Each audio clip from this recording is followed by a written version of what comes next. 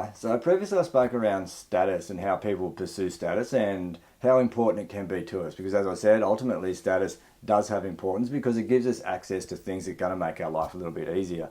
Okay, but one of the issues that we can have is that if we pursue status too much, then that can actually change our identity or how we perceive ourselves or how we think other people perceive us. And that can then change our actions and the way we think and the behaviors that we do. So I'll go back to the race I was talking about, and let's just say that I was going to use a data metric around that. So whether it be the first, whether it be the fastest, whether it be unsupported, whatever it is that I was going to use to sort of signal how great I am or use for status, then ultimately that's going to drive the goal around getting there. So if I look at, okay, I'm going to be the fastest person to do it, and I'll use that as a metric because I don't think I'll even be close to the fastest, so it's pretty unrealistic for me, so it makes an easy discussion point. So let's just say I'm going to be the fastest. So I decide that I'm going to get there in, I don't even know how quick it is, maybe say 20 days. So if I'm going to walk across Alaska in 20 days, or walk the Iditarod in 20 days, then that becomes my goal. That becomes my whole focus, and at some point, it doesn't become about the race anymore. It has nothing to do with the race. It's about completing it in 20 days or 19 days or however fast I want to do it. Okay, so even if you say youngest, whatever it is, that's what it becomes about. That's what the achievement is about. So that focuses all your attention. Okay, that becomes your goal to do it. And then anything that threatens that goal, anything that comes along, say if I'm walking a little bit slower or there's a storm or there's anything outside my control, then that becomes a threat. That changes the whole race to threatening my ability to get there within the time that I've allotted to it.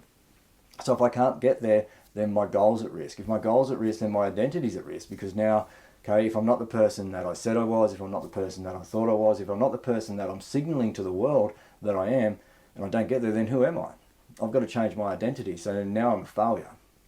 Whereas if I just go, you know, I'm going to do the race, who really cares how fast I do it, who really cares about any other metric, then it's just about the race. It's about the experience, it's about the enjoyment, it's about everything that I can get from it and grow from it. So even if I don't get there, then I can just go understand that, you know what, maybe I didn't do enough preparation, maybe something caught me out. There'd be a whole heap of factors that are involved in not completing it, where if it's for time or to achieve a specific goal and I don't get there, then that opportunity's passed, especially if it's somebody goes faster or somebody that's younger that does it. And then just say you do achieve it, I do get across there in record time and I'm the world's fastest and all this stuff and I'm, you know, how good for me, how great.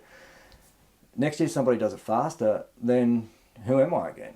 My status is gone. I'm no longer the person that was the fastest, so I'm just another finisher. Okay, so rather than thinking about trying to use things for status, because at some point somebody's going to take that status away from you and there's just going to be this emptiness, just do it because the achievement will still be there regardless. Where if you're using a metric or trying to use status, once that status is gone, then the achievement is no longer important to you. So you've got to try and find something else. So when we're using status or outcomes based on status as our goals, it can have this negative impact on our behaviors because we align all our behaviors to try and achieve that goal rather than if we're doing something with sort of less status around it. And you can talk about, you know, you were the fastest or you were the youngest or whatever it was, but don't make that the sole focus because you want to talk more about the experience, about the growth that you had, the people that you met, the interactions, everything that came from it as opposed to just the fact that you got some status out of it. And status is always only ever going to be short term because we know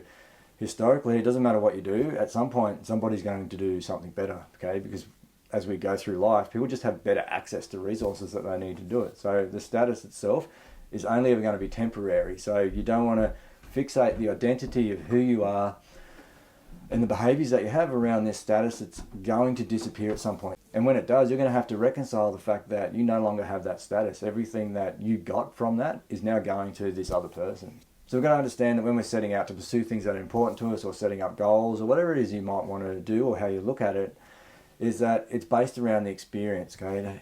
Less about the status. So even when we talk about status within social media, and social media is huge because most people are on there trying to sort of portray increased status.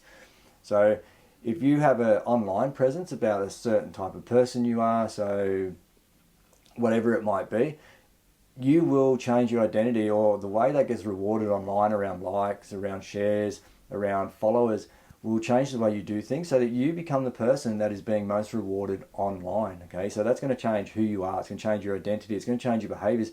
Things are going to become about being that online individual, and whatever that perception might be, or however you perceive that person to be, that's going to change who you are. Okay, and if that's not entirely who you are, if you have a different online personality than an offline, now you're going to create some sort of turmoil or emotional pain or incongruence. And I've spoken about this a number of times. You're going to create your own problems because you're just not living who you are. You're not living your values. You're living to this identity that's being rewarded through increased status. So if we want to remove a lot of the complexity, we need to make sure that who we are is who we are. So don't chase status, okay? And like I've said before, if you're chasing status, it's probably coming from somewhere of scarcity or from sort of an insecurity or something like that, and you need to address the actual cause, not so much the symptoms.